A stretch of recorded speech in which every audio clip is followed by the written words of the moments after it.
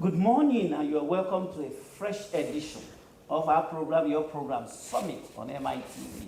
My name is Banji Busari. Of course, you'll be wondering, where is Jumake? That very beautiful woman, beautiful voice, nice ideas, intelligent woman. Of course, Jumake is producing today. She has chosen to produce. Of course, you'll be seeing her, not physically. She's the one behind the cameras, doing what she knows how to do best. My name is Banji Busari once again, and it's our midweek edition. Today, we're actually focusing on the judiciary. All eyes were on the judiciary last Friday when the Supreme Court had to actually rule in the case of about 8 states, that's gubernatorial elections of 2023. And it was with bated breath that Nigerians were actually waiting to know the outcome of those elections. And the governors, some of them were actually seated in the law courts, waiting to know their fates. As it turned out, most of them actually went home smiling. I'm talking about the sitting governors, while the opposition, the appellants, some of them were actually crying foul that democracy is on trial. They were not actually happy. Today, we're actually going to look at the issues and then those rulings. I have with me in the studio those people that I know are eminently qualified, though they are not members or they are not at the Supreme Court. But of course, one of them, SAN, that's I'm talking about, Senior Advocate of Nigeria, and the other very eminently qualified to actually discuss and dissect the issues. On my right, I have with me the former Vice President, Nigeria Bar Association. I'm talking about no other person than Dr. Adekunle Ojo. It's my pleasure to have you here. Thank you so much. Happy to be with you. Happy New Year, sir. Happy New Year to you. Happy New Year to our viewers back home as well.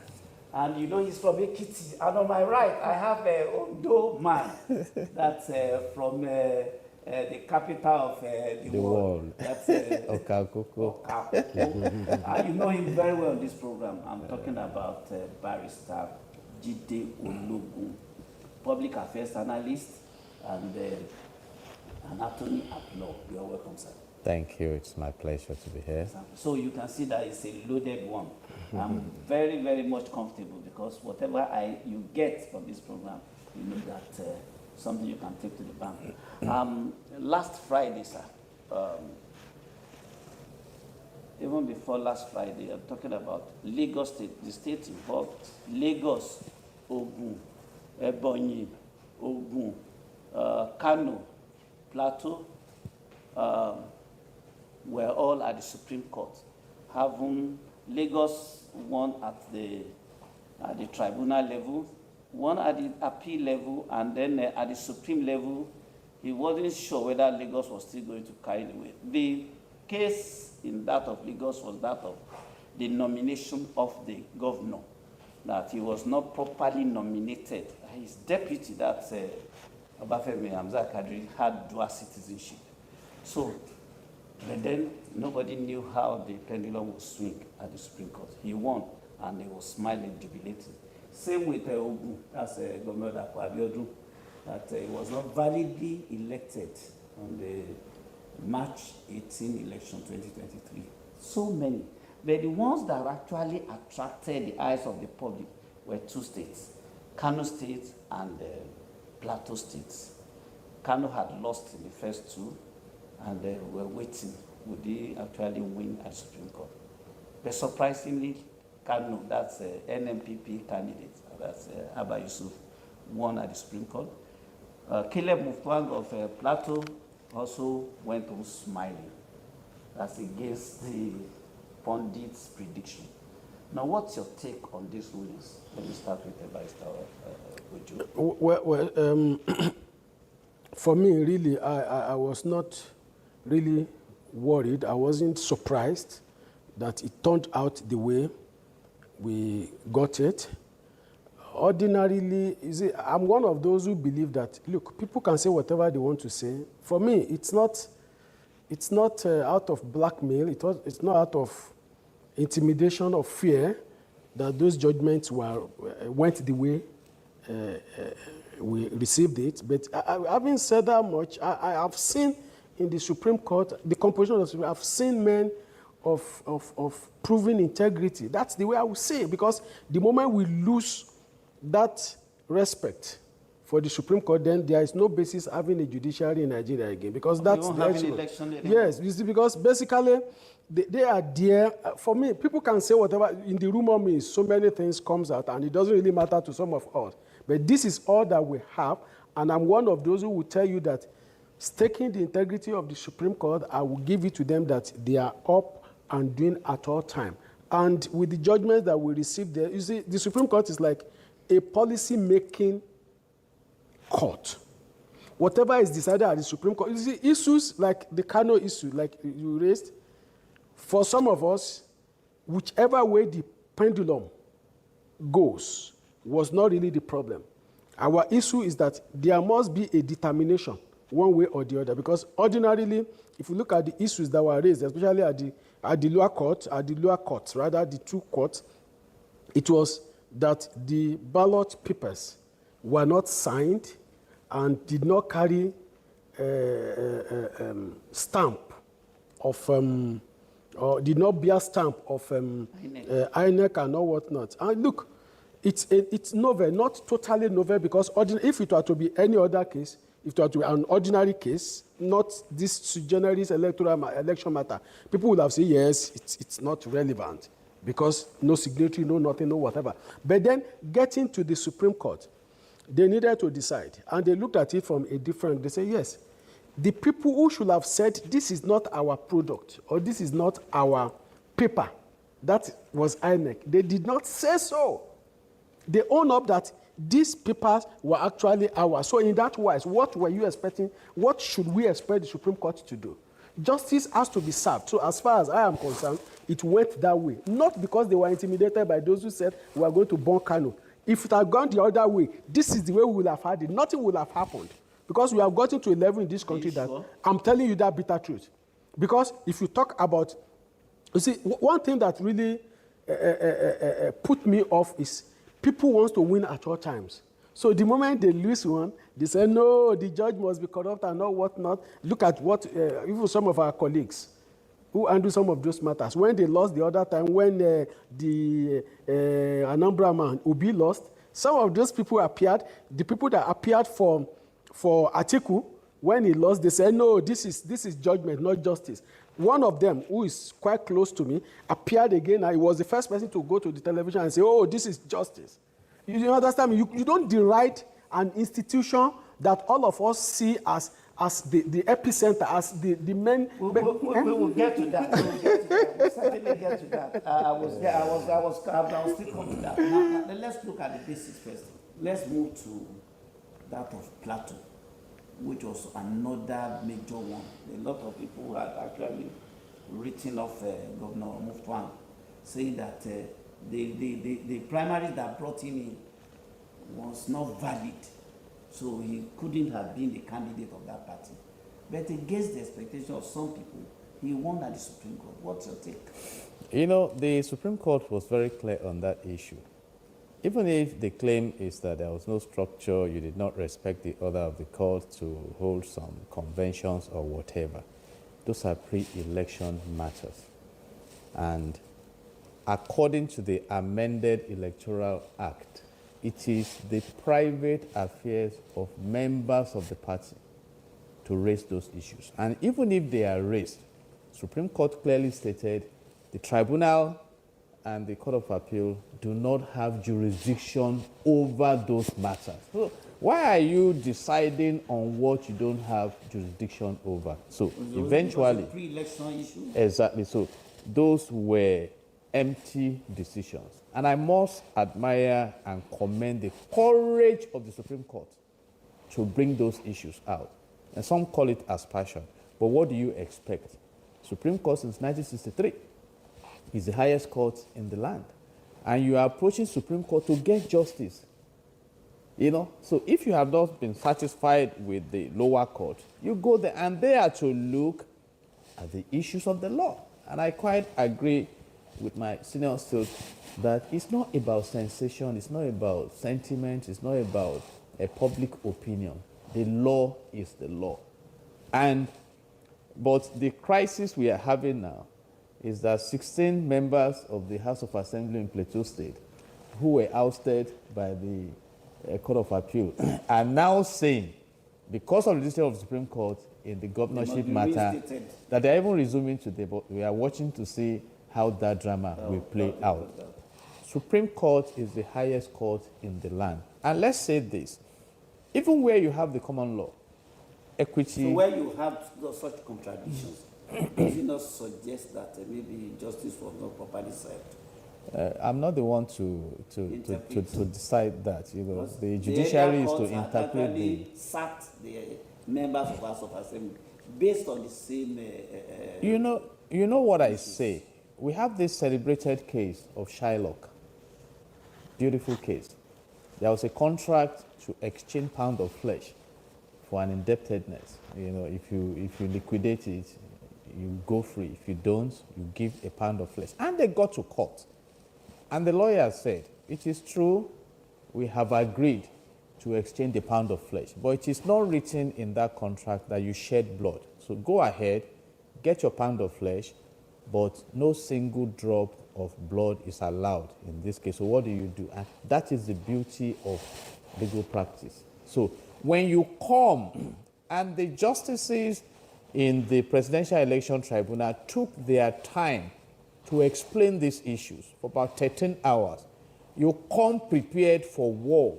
You know, you marshal your points. It's about issues of law. It's not about sentiment, you know, and address all that you should address. And once the decision is given, what do? As it stands today, if you look at Section 246 of the Nigerian Constitution 1999 as amended, in the case of Houses of Assembly and National Assembly, the tribunal interventions, you know, stops at the Court of Appeal. And until, by virtue of Section 4 of our Constitution, the National Assembly amends that, so be it. So if the court, whether the court decided in error or not, it could have been possible for Supreme Court to pronounce, but that case cannot go to Supreme Court, as we have under the provisions of our law. So the best we can do is to go and amend. So if they are now coming out to say, because the governor benefited, we also must, by what judicial pronouncement? So we still have the president of Imo State there. Yes. I'll come to my state. Our state here, where we reside, Lagos. Were you surprised at the outcome of that? Is the issue of dual citizenship not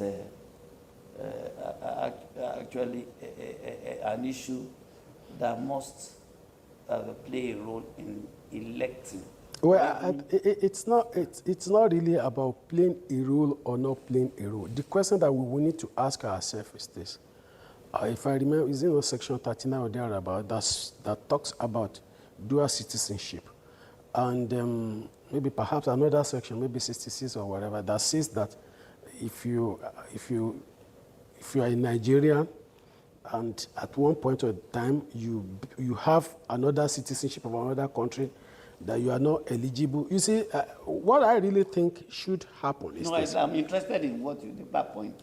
I'm going there. So that is, if you look at the way it is, there is a judicial pronouncement by the Court of Appeal several years back that says that reading the entire Constitution together, both section, the first one, which 39 and the 66, read them together, make a meaning out of it.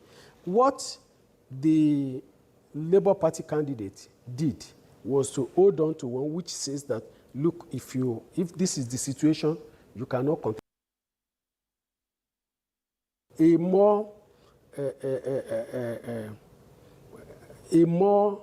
It looks at the entire gamut of the Constitution, not in isolation, because if you pick one, you drop the other, you might not get the essence of what you are looking for. And what they decided was that this issue, for as long as you have now renounced your citizenship of birth, That is, you were born here in Nigeria. If you didn't renounce that one, it does not matter. And because if you look at that section 39, it's quite clear that for as long as you keep on to the citizenship of your country, then apparently you cannot, under whatever guise, lose it. That is what the Supreme Court decided now. And ordinarily, this issue might call for one or two things. Number one, we may have to look at the Constitution again. Yes, we may have to, because the other section seems to contradict the other one. Yeah, it depends on interpretation, right? You know, you remember the other time people were saying 24 states and Abuja, and the way they interpreted it, it's really about interpretation. But what people don't, is it when there is what we call purposive interpretation. If you are going to purposive interpretation of the Constitution, you will ask yourself, what these provisions, why are they inserted in the Constitution? What purposes are they supposed to serve? And if you look at what purposes are they supposed to serve, if you have relinquished your your citizenship or as a Nigerian, by birth as a Nigerian, then you have lost it. But then if you have not dropped that, because the citizenship of the other country that you took does not amount to anything for you. It doesn't amount, you cannot go there and say, oh, if you get there, you say you want to contest. If the only people that can contest in such country are people who are born there, then definitely you have lost it. So apparently, for me, really, that is the position of the Supreme Court as we speak now. A decision has been made, and it is bound to be followed by every other court. And is that decision final because it is Supreme Court? It is final because, yes, they have said so. Is it final because it's the Supreme Yes, Court? it is final. It is final. That is why we keep saying that the Supreme Court is infallible. They may go into error, but then they remain infallible. There's nothing you can do about what they have decided. Go into error, but yes. You have some contradictions and kind of inconsistency. In the case of, if you recall, 2007 in River State, between Omehia and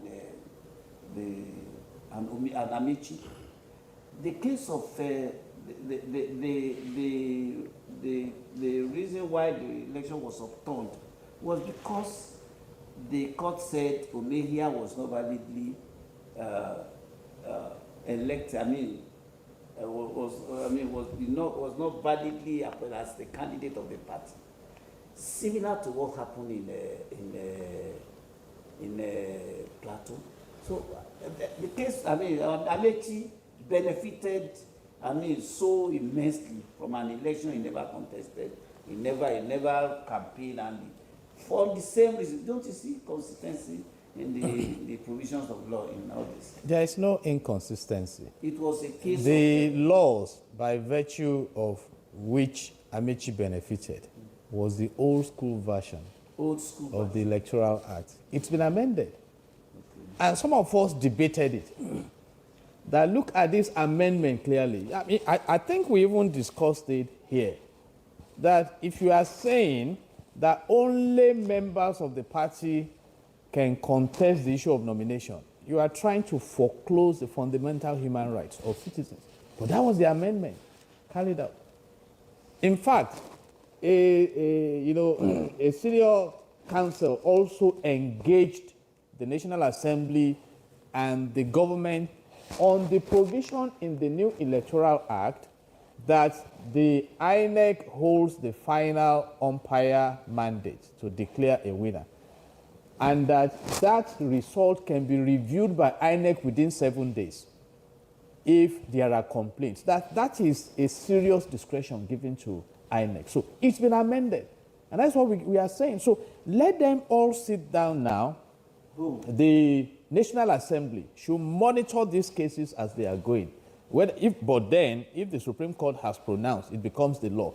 But nothing hurts if we go and do proper amendment. For instance, you look at the case of Kogi State then, where a candidate during the governorship election died at a very crucial moment that was not captured by the law. The Electoral Act was amended to attend to that. So laws are made for the people. And the essence of having the National Assembly... So the current constitution is also... It's not the constitution, the Electoral Act. Okay, it's also subject to further review. Absolutely. Absolutely. If we are not going to review our laws anymore, then National Assembly should be abolished. because Section 4 of the Nigerian Constitution 1999, as amended, says that they are to make laws for the peace, orderliness, and good governance of Nigeria. So if there is no need to amend laws and make laws, then they should just go back home, and we know that we have two arms left, executive and the judiciary. So those are the issues. Those are the issues. And the assignment of the judiciary is clear, to interpret. Many have said, is it now the judiciary that is dictating leadership in Nigeria? I have said no. The former president of Nigeria, Dr. Goodluck Ebele Jonathan, did not win in 2015. He did not go and bother the judiciary. He took the result in good faith. So if politicians don't come to the tribunal won't force anybody to come. So you have given them that constitutional mandate to intervene, but you must come before they intervene. And when you come before them for interventions, please present your cases very well. Prior to this recent judgment, the Supreme Court had come out boldly, courageously to tell the public that it would never be intimidated by the opinions of the people. It will do the right thing all the time. In this case, it was more or less rubber stamping all the cases brought before you. I mean, validating those governors, the governors in those states. Do you not think that it's also subject to some kind of suspicion that all the cases, none of them was upturned? Out of 10, none was upturned. No, you can't say none was upturned. Before I go to that, let me correct. I mentioned Section 39 the other time. I wanted to Section 28. That's the section that deals with dual citizenship. Coming to your question, for me, really, I've said that before. I have said, the one court that I know in the whole of the country that can look at demagogue without winking is the Supreme Court. They have done it again. It's not about how people feel. It's not about how people did. And if you say they did not upturn, they have upturned. There was a decision by the tribunal in respect of the Kano gubernatorial election. The decision was upheld at the Court of Appeal. It has been upturned. That's an upturn. So they didn't agree with what Court of Appeal did. The same thing in Plateau State. And if you have this kind of a thing, I think we should some credence. We should be able to appreciate good law. And for a good number of us, you see, like you mentioned the issue of Rivers State. The law has since changed. If you might as well be forced to mention the Marafa case as well. The law has, because what was pursued in Marafa was pursued within the ambit of APC. Marafa went to the Court of Appeal, went to the Supreme Court, and it was decided that the primary that brought Yari in was not proper. So apparently, this case would have been a bit different, assuming it was a member of PDP that went to court against Muftang. Somebody who participated in that election that went against Muftang, and the appropriate place to go was not the election tribunal. It was not the Court of Appeal. If you remember, Yari had been sworn in before he was removed on the basis of Marafa's case. So apparently, if it had been pursued in that line, Supreme Court would not have come to this conclusion and asked this question. If Muftang had been removed by the Supreme Court, what would have happened? So as far as a good number of us are concerned, Supreme Court decided to stand to interpret the law the way it should be, and that they have done. You see, when people thought Nigeria was going to burn when the presidential election got to the Supreme Court, nothing happened. So I think basically we should be a bit mindful. If a man has not done his work very well, and he comes to court, he's not expected to go on with victory because he has lost even from his chambers, from his office. So apparently, for me, the Supreme Court is up and doing, and I think it's not a matter of rubber stamping. If it is rubber stamping, then Muftang shouldn't be there now.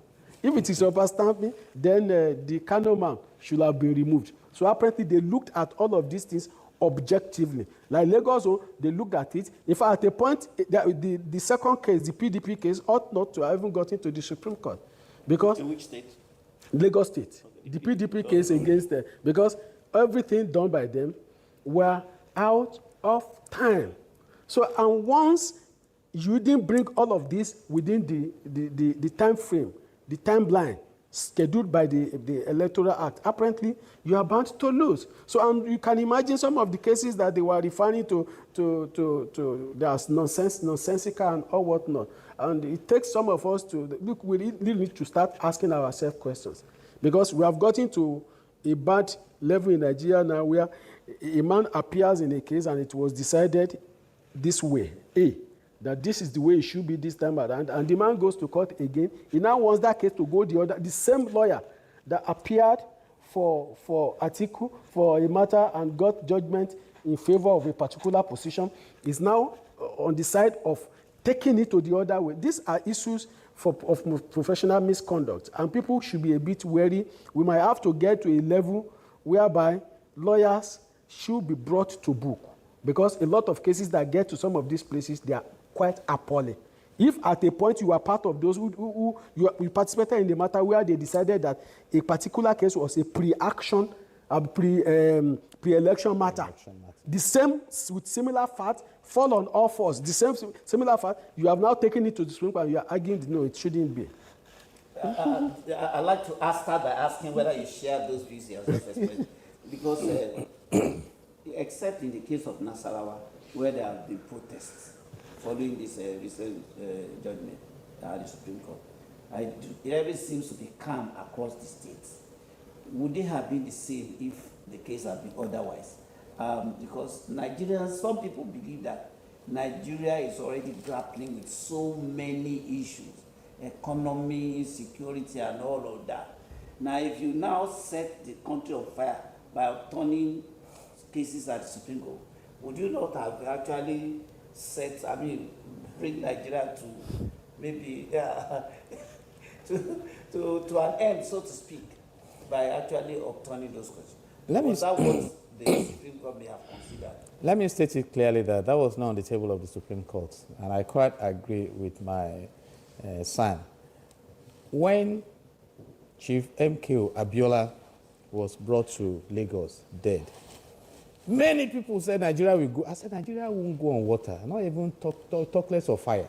And they flew him down, dropped him in the Keja, flew back to Abuja.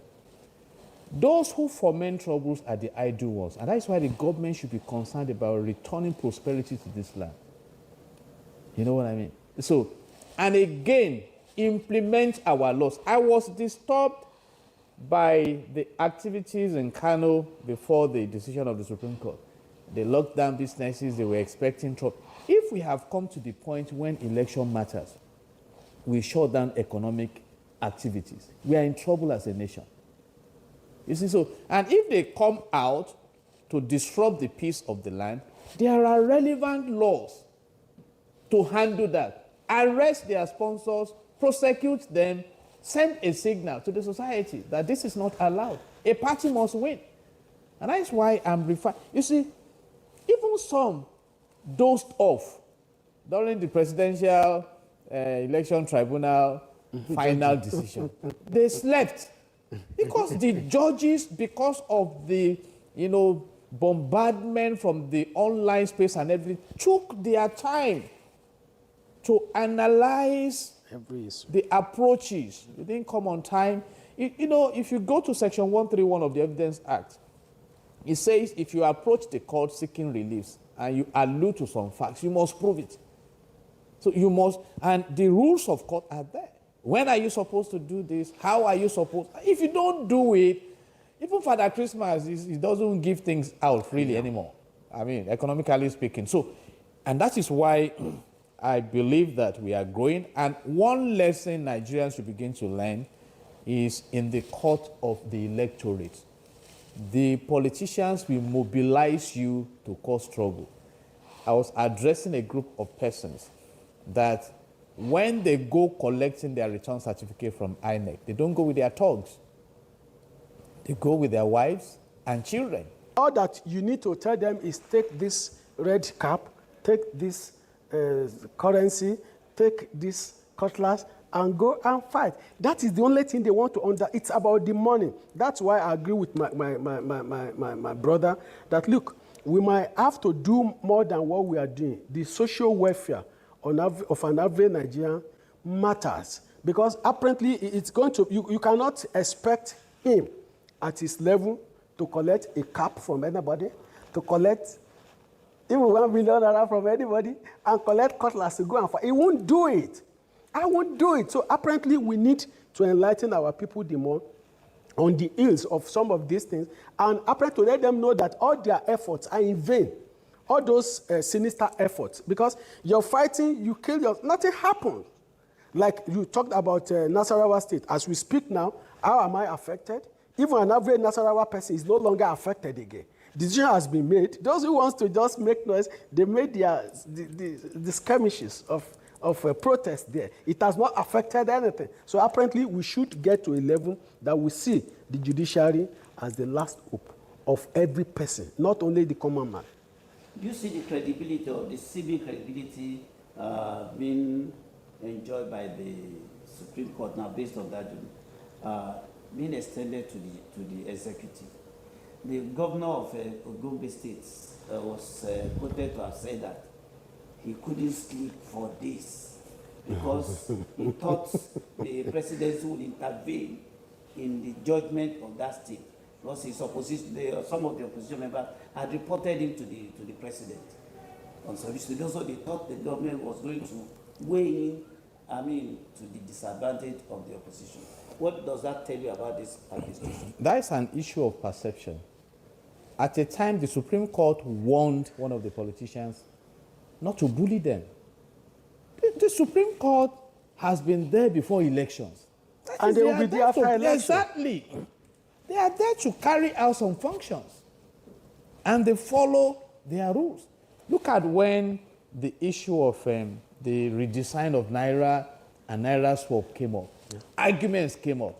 The Supreme Court does not have jurisdiction. This was to bail out the society from the grievous effect of that ill-advised policy implementation.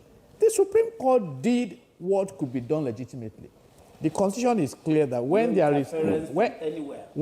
is disagreement between states, the Supreme Court is the court of first and final jurisdiction. So the states, when Kaduna being one of them, to the Supreme Court that come, these policies affecting my city, people in my state, to help us to intervene. And CBN happens to be a party. So even if the law provides that you can only sue CBN through Federal High Court, the states can go to complain about a policy implemented by CBN that is affecting the citizens.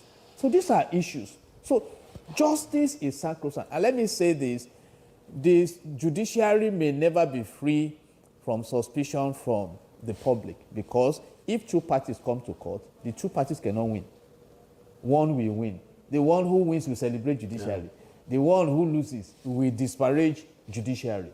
So Supreme Court cannot be intimidated. It should be there since 1963. Before 1963, if the decision of the court is not okay with you, you appeal to the Judicial Committee of the Privy Council. But we are now a republic. We have freed ourselves from the UK, at least politically speaking. So these are issues. Let people just go and calm down. My advice today is that, please, all of you who have exchanged your wives, turned your friends to enemies because of politicians, please go and repent, reconcile, and see how you can strategize. And move forward. Your last word, sir. Well, saying this, let me just say that the man who said that, the governor who said that he was expecting the president to influence this, it shows the kind of people that we have in power. If a governor is saying that, then it means we have lost it. So if a governor could say that with his level of education, with his level of exposure, believing that somebody somewhere, then what is he preaching to the people in that state? That the president will influence a decision against you. That shows that the greatest problem that we have in Nigeria is with the elites. We are the one that influence all these people along the street to do what they shouldn't do. All right, that's you've heard it all. I need to add anything more than what they have said. From the legal luminaries, they've said they've actually dissected all the issues involved. I'm sure you are better educated based on their submissions on this program. I'd like to sincerely thank our guests here, starting from the SCN. Thank you so much, sir.